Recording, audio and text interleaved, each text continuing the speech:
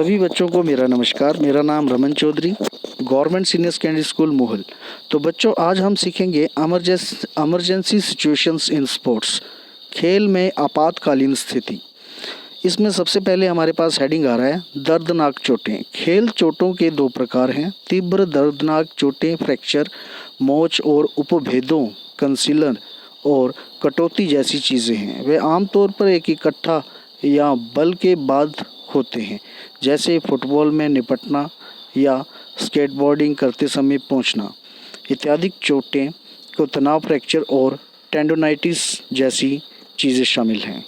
अब यहाँ पे दूसरा पॉइंट है हमारे पास सिर और गर्दन पर चोट।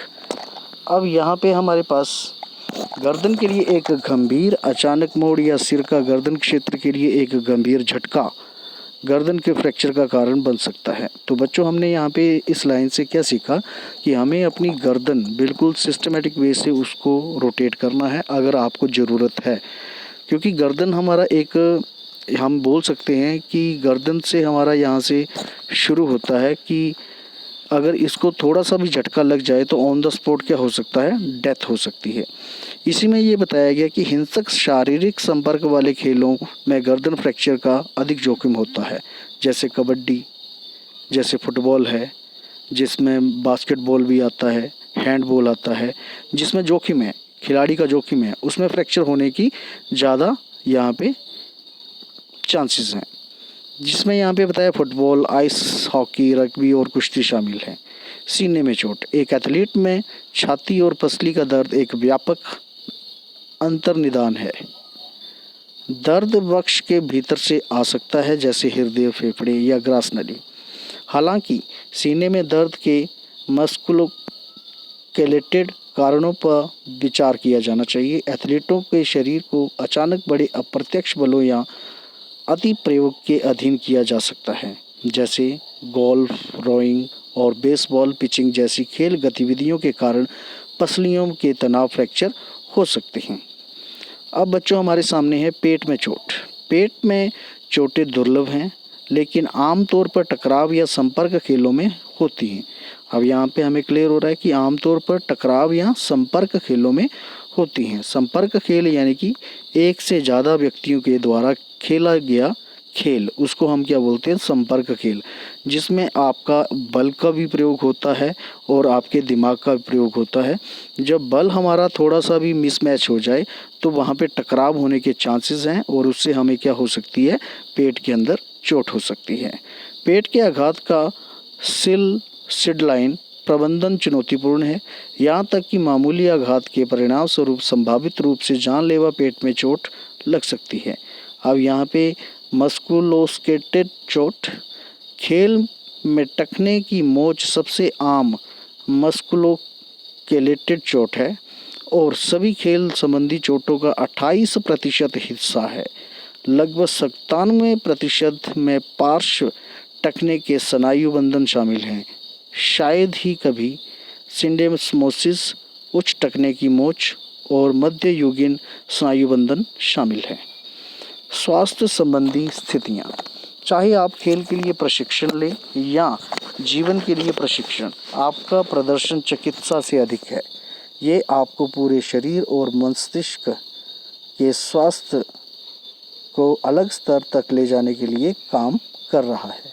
सबसे आम खेल संबंधी स्थितियों और चोटों में शामिल है कार्पल टनल, पुराना दर्द, हिलाना, विस्थापन, व्यायाम प्रेरित अस्थमा, पुराने आर्थराइटिस, खेल हार्नियास, मोच, तनाव और आंसू, टेंडिनिटिस, टेंडोनोसिस इत्यादि।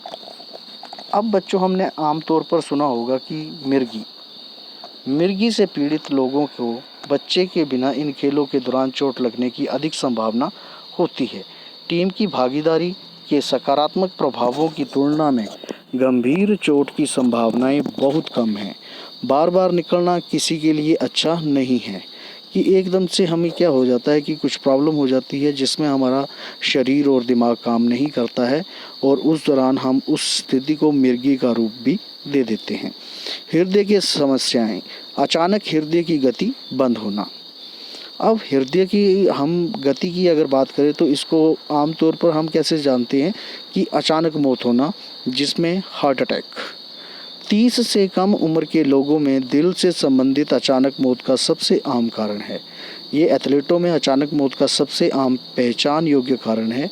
एचटीसी अक्सर अनिर्धारित हो जाता है।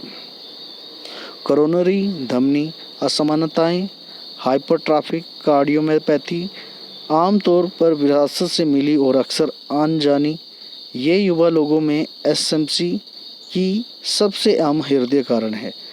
दिल के निचले कक्षाओं में स्नायु कोशिकाएं, जिसे वेंट्रिकल कहा जाता है, गाढ़ा होता है। ये असामान्य दिल के लिए लय पैदा कर सकता है, खासकर व्यायाम के दौरान। अन्य प्रकार के बाल चिकित्सा कार्डियोमायोपैथी भी एक भूमिका निभा सकती हैं। तो अब यहाँ पे हमारे सामने है धमनी असमानता वाले युवा आमतौर पर अपने साथ पैदा होते हैं, लेकिन जब तक वे बड़े नहीं होते तब तक कोई भी लक्षण नहीं दिख सकते हैं। प्राथमिक अतः संरचना रूप में सामान्य दिल वाले लोगों में अचानक हृदय की गिरफ्त में आ जाते हैं। कभी कभी अनजानी आनुवंशिकता स्थितियों के कारण हो सकता है, जो हृदय की विद्युत अशुद्धियों को प्रभावित कर रहा है। उदाहरण में इसमें शामिल है एक आपातकालीन कार्रवाई योजना से बचने के लाभ, जोखिम प्रबंधन रणनीति, एथलेटिक चोट का रोकथाम के लिए नेतृत्व, आपातकालीन स्थितियों के लिए तत्परता से तैयार। ये सुनिश्चित करता है कि समय पर ढंग से उचित देखभाल प्रदान की जाए। कानूनी कार्रवाई की संभावना कम हो रही है। एटीसी और स्कूल प्रशासन के दायित्व की रक्षा करता है, एक अधिक प्रभावी आपातकालीन जिम्मेदारी की ओर जाता है। तो बच्चों, इसी के साथ हमारा ये सेशन कंप्लीट होता है। तो धन्यवाद।